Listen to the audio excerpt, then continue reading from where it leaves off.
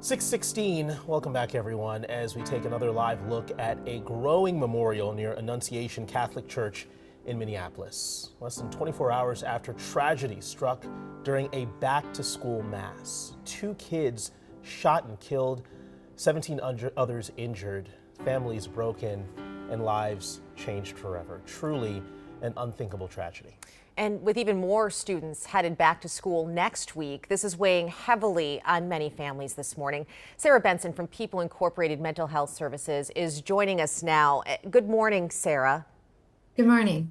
You know, yesterday, my son was already in school, and I know a lot of other kids were, and there were text threads of parents. What did you tell him? What did you say, and what are you saying about what happened? So I guess that's a question a lot of people have. At what ages and how much information can kids really handle about this?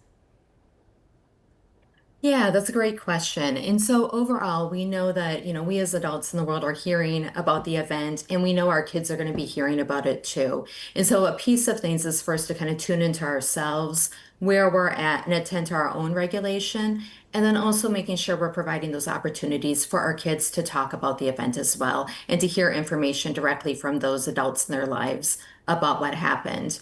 Kids at different ages developmentally, different information is going to be a different fit, but overall it's asking those open-ended questions and allowing the children to provide information about what they've heard, what they're wondering about, and then us to provide simple, concrete answers and responses and address their questions and concerns. Are there any things that parents should avoid or not say when talking about what happened here? Yeah, that's a good question as well. I think one of the pieces is allowing kids to express their worries and concerns about it and to express wondering about what they're thinking and feeling versus us as adults putting our own thoughts and feelings and identifying, you're worried because or you're scared because, and to really allow the children to help guide that conversation. Also important to protect our kids a bit from the different information coverage. There's a lot of information coming kids' way nowadays. And for some of our youth, they need some help processing and making sense of what that means. So being mindful of that as well.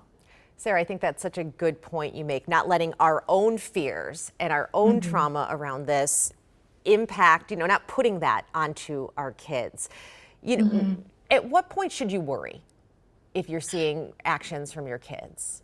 Yeah, initially when kids are hearing hard information, scary information, they're naturally going to have a reaction. They maybe become more irritable, maybe tearful, maybe a little bit more anxious. Generally speaking, though, over a few weeks, a month or so, we should see that subside. If after a month the child, continues to seem to be having kind of behavioral changes that are unexpected, increased irritability, increased reassurance seeking, you may want to think about seeking out additional help. And also really want to emphasize, trusting your instincts as a parent. It's always okay to ask, always okay to seek out an opinion on whether your child needs additional support as well. And also keeping our eyes and ears open for any increased risk factors or safety factors. If kids are making increased statements of hopelessness, concerns about, them harming themselves, or very abrupt changes or increased risk-taking behaviors, in those instances, I'd encourage families to reach out to somebody for additional services. All right, Sara Benson from People Incorporated Mental Health Services. Thank you so much. Really good advice there for parents. And you can find all of this information on care11.com.